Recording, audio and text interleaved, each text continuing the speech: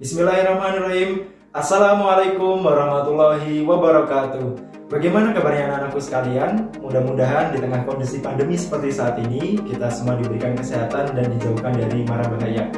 Jumpa lagi dengan saya Pak Aziz, selaku Guru Bimbingan dan Konseling SMA Islam Al-Azhar 7 Solo Baru. Pada kesempatan kali ini kita akan membahas materi tentang studi lanjut setelah SMA. Nah, bagaimana setelah SMA nanti kalian bisa melanjutkan studinya? Mari kita simak video pembelajaran berikut ini.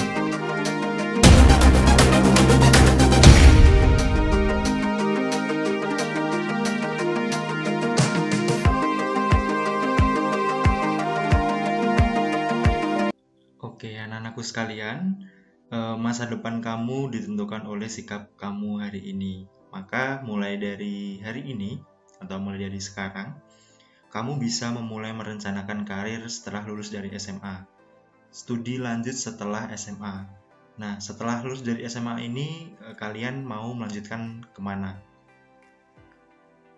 Tujuan dari materi ini yaitu yang pertama agar peserta didik memahami beberapa pilihan karir setelah lulus dari SMA. Selanjutnya yaitu mampu memahami konsekuensi dari setiap keputusan pilihan karirnya. Dan harapannya nanti anak-anak bisa mampu memutuskan pilihan karir setelah lulus dari SMA. Banyak dari kalian itu pasti akan mengalami kebingungan. Akan kemana setelah lulus dari SMA nanti? Apakah melanjutkan kuliah atau mencari pekerjaan atau mungkin menikah atau terpaksanya menjadi pengangguran? Nah, mari kita akan bahas ada beberapa hal yang akan kita bahas ini nanti terkait pilihan-pilihan yang mungkin bisa menjadi kemungkinan pilihan anak-anak setelah lulus dari SMA. Yang pertama yaitu menganggur. Tampaknya nikmat tapi kenyataannya tidak. Selanjutnya menikah.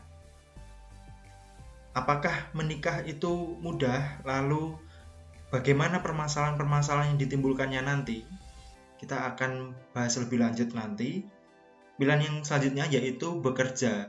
Kalau misal mau bekerja, itu nanti bekerjanya di mana? Kemudian bagaimana caranya untuk mencapai tujuan itu? Lalu selanjutnya yaitu mendaftar TNI Polri. Nah, di sini perlu disiapkan dan juga dipelajari persyaratan-persyaratan yang dibutuhkan dan juga perlu menyiapkan fisik dan juga mental.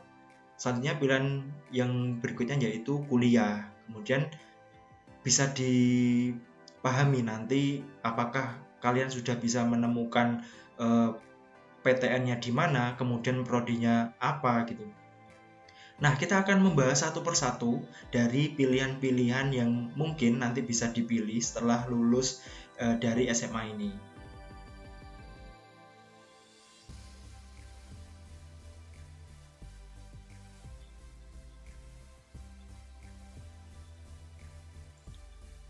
Oke, untuk pilihan yang pertama, Pak, kalau saya misal lulus dari SMA ini nggak ngapa-ngapain gimana? Ya enggak apa-apa, semua itu pilihan masing-masing. Jika kalian memilih untuk menjadi pengangguran, mari kita lihat data dari Badan Pusat Statistik.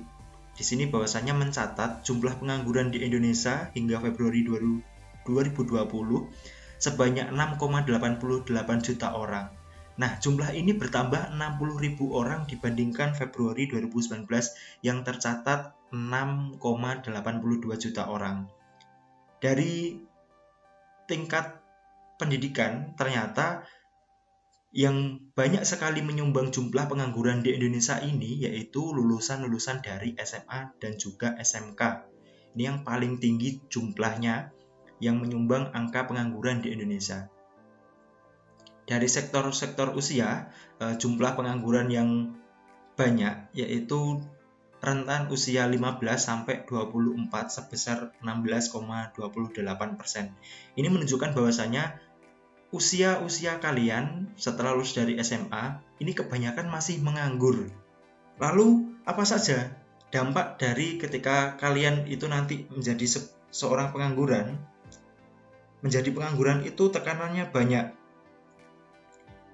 Yang pertama, akan banyak sekali tekanan-tekanan dari orang-orang sekitar atau mungkin keluarga yang mengakibatkan dia stres menumpuk. Setelah stres seperti itu akan menyebabkan menjadi gila. Karena apa? Dia tidak memiliki penghasilan, dia tidak bekerja. Jadi untuk memenuhi kebutuhan biasanya justru malah melakukan sebuah tindakan kriminal, yaitu mencuri dan lain sebagainya, karena tidak bisa membeli berbagai hal yang diinginkan karena dia tidak memiliki uang. Selanjutnya, sulit mencari jodoh. Nah, di sini tidak memiliki kepercayaan diri dalam menghadapi calon pasangan dan juga calon mertua. Seperti itu. Nah, ini dampak-dampak ketika nanti setelah lulus dari SMA, anak-anak memutuskan untuk menjadi pengangguran.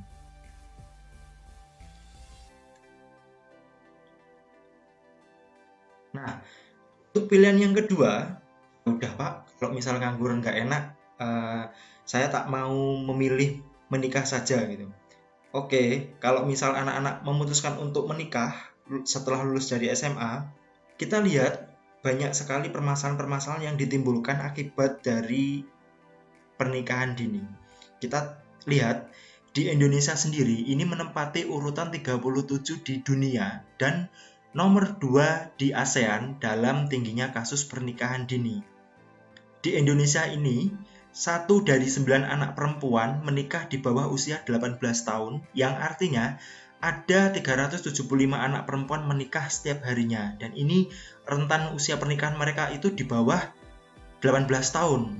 Jadi seumuran anak-anak SMA atau mungkin lulus dari SMA ya. Nah, kita lihat dampak dari adanya pernikahan dini ini.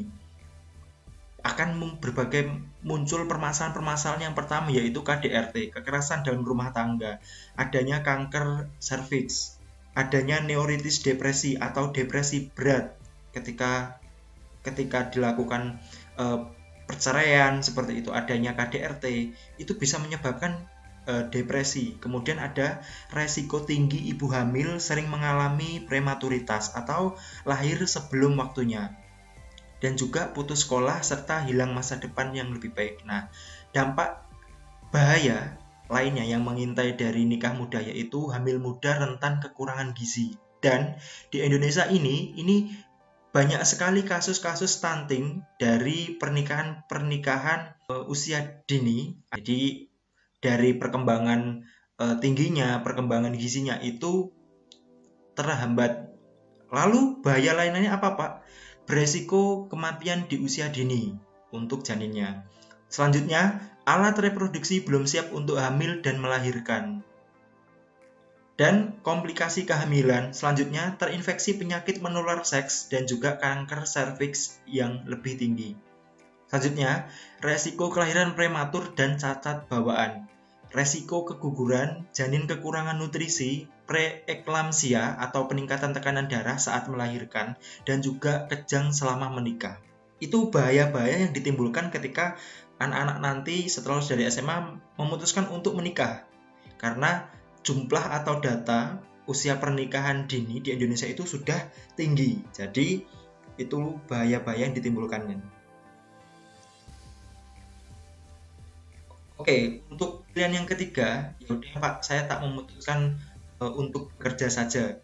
Nah, kalau misal anak-anak memutuskan untuk bekerja setelah lulus dari SMA ini ingin bekerja saja, oke, kita lihat dari keadaan pencari kerja Agustus 2018, dari 7 juta pengangguran terbuka, 6,2 juta orang sedang mencari kerja dan mempersiapkan usaha. Nah, dari proporsi pencari kerja menurut pendidikannya, ini ternyata lulusan-lulusan dari SMA paling banyak proporsi pencari kerja. SMA ini sebanyak 54,2%. Jadi, analoginya, setelah lulus dari SMA, ini banyak sekali lulusan-lulusan SMA yang sedang mencari kerja. Sejumlah 54,2%. Maka, untuk ketika anak-anak memutuskan setelah lulus SMA mencari pekerjaan, kalian bisa mempersiapkan mulai dari sekarang. Karena jumlah pesaingnya sangat banyak, kalian bisa mempersiapkan soft skill atau persyaratan yang dibutuhkan ketika untuk melamar pekerjaan. Bisa berlatih bagaimana caranya membuat surat lamaran pekerjaan dan juga bisa mempersiapkan bagaimana wawancara kerja seperti itu.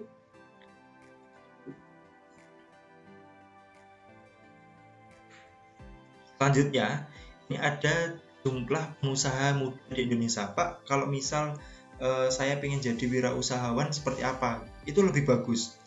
Tapi kita lihat bahwasanya jumlah pengusaha di Indonesia ini dari rentan usia 15 sampai 19 itu 429.450. Jadi jumlah anak usia SMA, lulusan dari SMA yang menjadi pengusaha itu rentan angkanya seperti itu.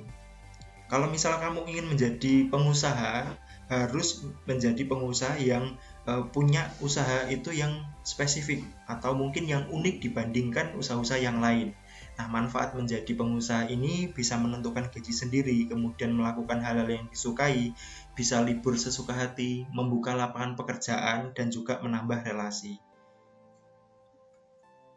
Ya Pak, kalau misal seperti itu, aku kalau misal ingin mendaftar menjadi TNI atau Polri, bagaimana?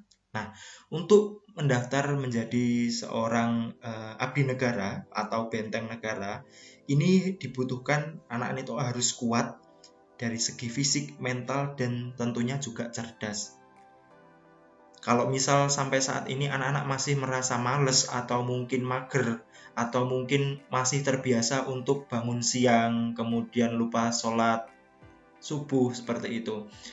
Untuk menjadi seorang abdi negara dibutuhkan fisik mental yang kuat gitu. Jadi kalau misal anak-anak yang masih seperti itu tadi, masih yang malas, susah untuk bangun, nah ini perlu dievaluasi lagi. Apakah kalau misal nanti lulus dari SMA saya ingin melanjutkan TNI atau Polri, apakah cocok kalau misal saya itu masih suka males-malesan untuk masih kurang bisa disiplin atau mungkin kurang bisa mengatur waktu. Nah, ini bisa dipertimbangkan karena untuk menjadi seorang TNI atau Polri ini dibutuhkan effort yang luar biasa. Ini data gaji pokok dari TNI dan Polri. Ini bisa diamati bersama. Untuk menjadi seorang abdi negara dibutuhkan effort yang luar biasa. Selanjutnya, nah, kalau misal saya ingin melanjutkan kuliah seperti apa, Pak? Nah, mari kita lihat data infografis sebaran perguruan tinggi dan prodi nasional dari publikasi oleh Subbidang Informasi dan Publikasi PDD Dikti dan Pusdatin Imtek Dikti. Di sini kita bisa lihat sebaran prodi berdasarkan lembaga dan bentuk pendidikannya. Di situ berdasarkan PTK ini di bawah naungan Kemenak. Selanjutnya, ini Kemenristek Dikti. Kita lihat untuk yang biru muda ini jumlah sebaran lembaga bentuk pendidikan akademik itu sebesar 1424. Untuk yang akademik komunitas itu sedikit sekali, hanya 12. Kemudian untuk institut itu 1008 saja. Kemudian di Politeknik itu ada 1210. Kemudian ada di sekolah tinggi ini sebanyak 4108. Dan yang paling banyak itu adalah universitas sebanyak 11.613. Jumlah prodi berdasarkan jenjang pendidikan ini ada 24.057. Nah, dari D1, D2, D3, D4, profesi S1, S2, S3 sampai seterusnya. Nah, kita lihat bahwasanya PTK, jumlah PTK sekolah tinggi di bawah naungan Kemenak ini sebesar 58,52%. Nah, di bawah Kemenristek Dikti yang sifatnya universitas itu banyak sekali 59,94. Jadi kalau misal anak-anak ingin masuk ke perguruan tinggi bisa dicek bahwasanya kalau misal ingin masuk ke universitas itu jauh lebih terbuka karena jumlahnya lebih banyak dibandingkan bentuk pendidikan yang lain seperti institut, politeknik, dan sekolah tinggi.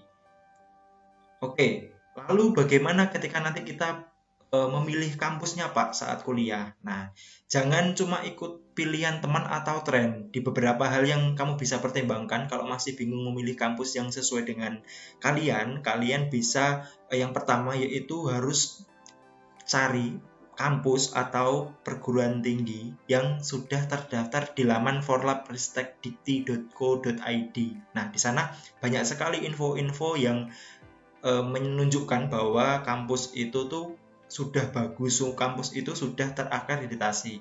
Nah, bisa dicek juga laman akreditasi di BAN PT/LAM PT-Kes. Nah, di sini bisa dicek bahwasanya akreditasinya seperti apa gitu kan. Dan juga bisa diperhatikan untuk biaya perkuliahan dan akses beasiswanya. Kemudian kerjasama dengan dunia industri dan dunia usaha itu bagaimana di kampus di kampus itu.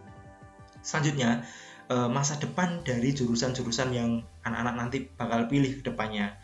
Selanjutnya, bisa dilihat dari kualitas dosennya, sarana dan prasarana kampusnya, unit kegiatan mahasiswanya, suasana akademiknya. Nah, ini yang penting itu juga yaitu kenali potensi diri, pilih jurusan kuliah yang tepat. Nah, ini berdasarkan data ya. Data Indonesia Career Center Network pada tahun 2017 menyebutkan lebih dari 71,7% orang bekerja tidak linear dengan pendidikannya. Data yang lain menunjukkan bahwasannya lebih dari 87% pelajar dan mahasiswa tidak sesuai dengan minat ketika memilih jurusan. Nah, ini pentingnya anak-anak ini mengenali potensi diri saat memilih jurusan yang tepat di kampus. Selanjutnya, ini beberapa faktor yang bisa anak-anak jadikan bahan pertimbangan ketika memutuskan untuk memilih kampus dan juga program studi. Nah, yang pertama yaitu kita bisa mengecek akreditasi kampus itu apa. Usahakan akreditasi kampus dan juga prodinya itu yang minimal B, atau bersyukur kalau misal kampus dan juga program studinya berakreditasi A. Kemudian lokasinya.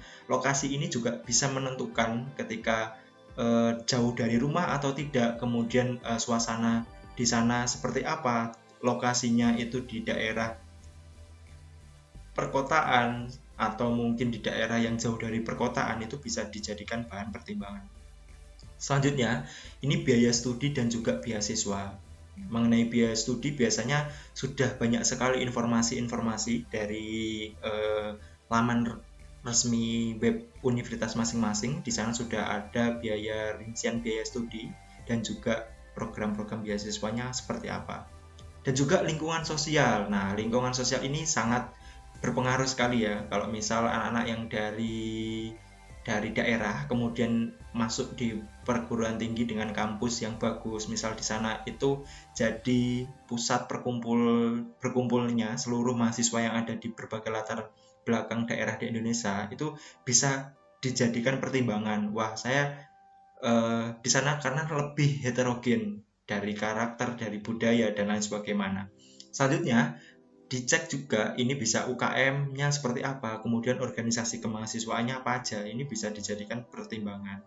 Selanjutnya, ketika nanti anak-anak memilih jurusan, kalian bisa mengeksplorasi apa nanti jurusan yang akan dipelajari di prodi itu, kemudian apa saja mata kuliahnya, berapa lama jenjang pendidikannya, apa saja fasilitas yang mendukung perkuliahannya, bagaimana akreditasi program dan program studi maksud saya di kampus yang dituju, kemudian seketat apa persaingannya, dan apa saja syarat dan ketentuannya untuk bisa masuk di program studi kampus tersebut.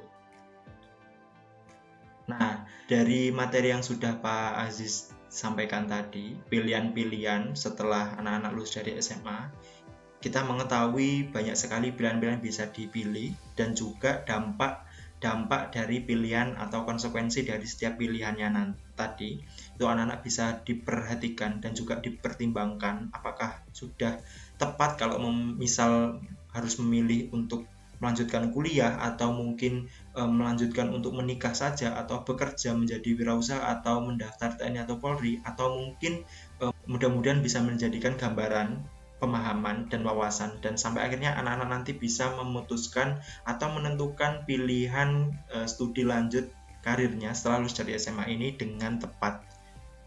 Mudah-mudahan dari apa yang Pak Aziz sampaikan ini, anak-anak bisa mengambil manfaat dan hikmahnya.